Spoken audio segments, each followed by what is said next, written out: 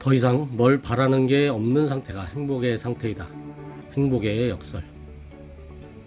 너의 소원이 무엇냐고 물어본다면, 사람들에게 인생의 소원이 무엇냐고 물어보면 거의 대다수가 행복하게 사는 것이라고 대답할 것이죠. 너무나도 당연한 이야기입니다. 누구나가 행복하지 않은 삶은 무가치한 것이라고 생각할 것입니다. 그런데 행복하게 사는 게 어떻게 사는 것인데? 라고 물어보면 그 대답이 쉽지만은 않습니다. 사람에 따라 다르게 다 나타나는데 주로 자신이 결핍된 것을 해결하는 방향이 곧 행복이라는 것으로 모아집니다. 행복이라는 것은 절대적인 개념이라기보다는 매우 주관적이고 또한 상대적이죠. 늘 돈이 없어서 쩔쩔매는 사람들에게는 그 사람에게 행복이라는 것은 돈을 많이 벌어서 넉넉하게 사는 것이 행복일 테고, 또한 건강 문제로 몇십 년간 투병하면서 살거나 암 진단으로 시한부 인생을 사는 사람에게는 병을 이겨내고 건강하게 사는 것이 행복이며, 또 자식이 취직을 못하거나 결혼을 못해서 매일 걱정하는 부모에게는 자식이 결혼도 하고 또 취직도 하고 해서 사는 것이 행복일 것입니다. 재산이 엄청 많은 부자가 있는데 그 부자는 불치병 진단을 받고 곧 생을 마감할 상황이라고 칩시다. 그 부자는 이렇게 이야기할 수 있습니다.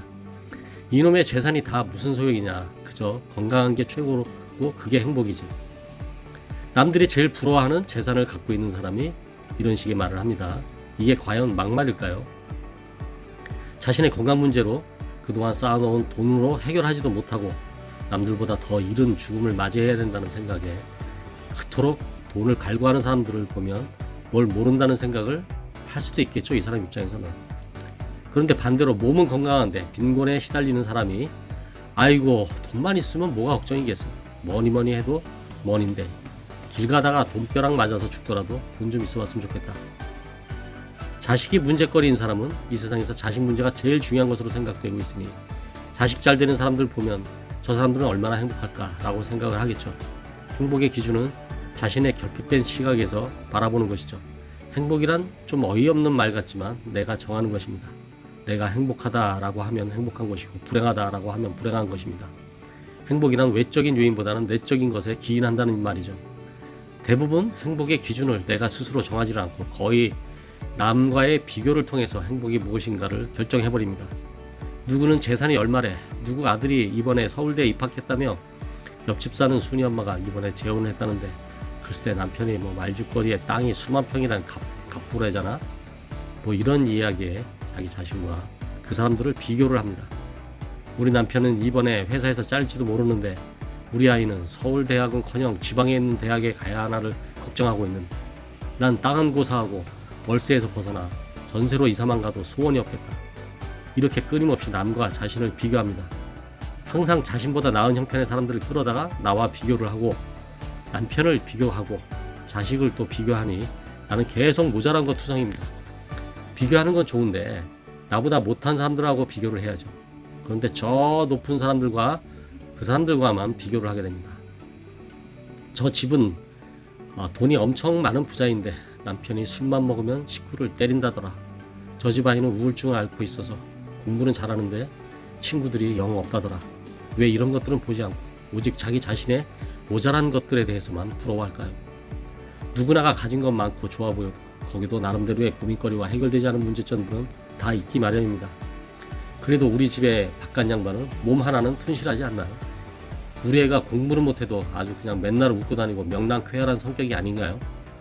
우리 집이 비록 월세로 살아도 나름 가족 회식도 가끔 하고 영화도 보러 다니고 재밌게 살고 있지는 않나요?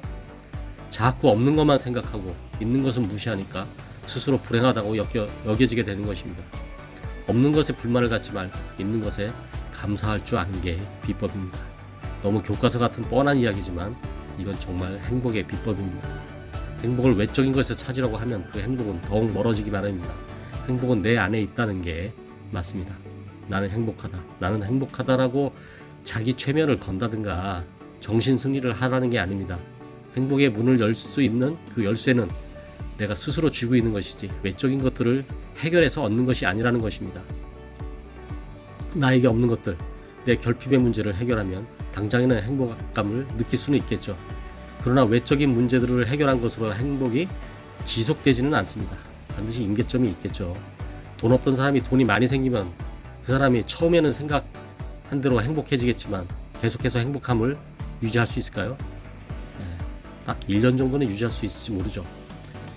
돈이 없다가 돈이 많이 생긴다면 돈을 펑펑 쓸 수 있고 편안한 생활을 하게 되었으니 어느 정도 기간은 아주 신나고 행복하겠죠. 그런데 그 돈의 약발이 다 지나고 나면 돈 많은 생활이 일상이 되어버렸다는 것을 눈치채는 순간 적어도 이제는 그 돈 때문에 행복할 수는 없는 상황으로 돌아가고 맙니다. 돈이 없을 때 돈만 있으면 행복할 것 같다고 착각이 될 때 이렇게 생각해 볼 수 있습니다. 나는 돈만 해결돼도 행복할 것 같은데 그럼 저 돈이 엄청 많은 저 사람은 당연히 행복하겠지 라고 생각을 한번 해보세요. 그리고 냉철하고 객관적인 답을 스스로 한번 내려보시기 바랍니다. 자꾸 나의 어려운 처지에만 함몰되어서 주관적으로 하는 생각이 아니라 정말 드라이하게 생각을 해보자고요. 내 생각처럼 그 돈 많은 부자들이 스스로가 돈이 많아서 행복하다고 생각하겠냐 이것이죠. 정작 그 사람들은 돈 때문에 행복하다라고 생각하지는 않습니다. 아니 생각을 아예 못합니다. 그 증거를 대볼까요? 당신은 몸이 건강하다고 칩시다. 그러면 당신이 몸이 건강하다는 것 때문에 세상의 모든 것을 가진 것 같고 이 몸뚱아리로 이 세상에 못할 일이 없고 그래서 감사하다, 행복하다 이렇게 생각을 하십니까? 아마도 아닐 것이라고 생각이 합니다. 나는 내가 못 가진 것에 대해서만 늘 불만이었지 내가 갖고 있는 것에 대해서는 당연한 것으로 생각하고 이걸 그런 리스트에 넣어서 생각해 본 일이 없는걸요? 라고 대답하겠죠. 반면에 병상에 누워서 죽을 날만 기다리고 있는 부자는 아마도 건강한 몸을 갖고 있는 당신을 보면 이렇게 생각을 할 수 있습니다. 아니 몸만 건강하면 장땡이지 돈이야 벌면 되는 거고 참 별게 다 걱정이네. 남의 떡이 커 보이고 놓친 고기가 커 보이는 법. 이런 말들이 다 복잡하고 어렵다고 하면 간단한 방법을 제시해 보겠습니다. 인생을 꼭 행복하게만 살아야 된다고 생각하지 마십시오. 이게 답입니다. 이건 지혜입니다. 지식이 아니라. 행복하게 살아야 한다는 목표가 마련이 되면 자꾸 자신의 모자란 부분이 발견되고 맙니다. 행복해지려면 내 모자란 것들에 충족이 되어야 하는데 사실 그건 끝이 없습니다. 이건 사실 인간의 욕심과도 직결이 되어 있는 것이기도 합니다. 꼭 행복하게만 반드시 살아야 된다는 생각을 접는다고 갑자기 내 인생이 망가지는 것은 아니죠. 마음을 비우고 수확행을 얻는 것이 그러한 의미입니다. 뭔가 나름대로 자신만의 인생의 꿈을 갖고 그것을 성취하면서 이것과는 좀 다른 차원의 이게 아닙니다. 행복에 대한 강박관념을 떨쳐버리는 것이 행복을 향한 첫 걸음이라고 할 수도 있습니다. 좀 어려워졌나요?